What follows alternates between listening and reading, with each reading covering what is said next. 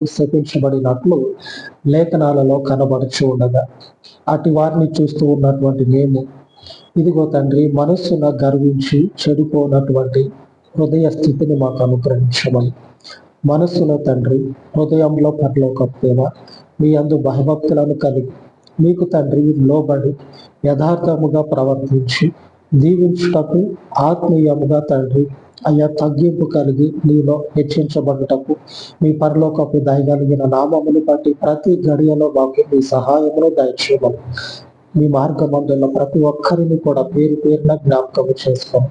ఈ విన్నపాలన్నిటినీ కూడా మీ కృపలో దీవించి ఆస్వాదించమని మరొక మారు మీ కృప కలిగిన నామమున ఈ మనవులన్నింటినీ ప్రతిష్ఠించి యేసు నామమున ప్రార్థించి వేడుకొనుచున్నాను తండ్రి. ఆమేన్ ఆమేన్. సర్వోన్నతుడైన మన దేవుని కృప నిత్యము మనకు తోడై ఉండి నడిపించును గాక. ఆమేన్ ఆమేన్.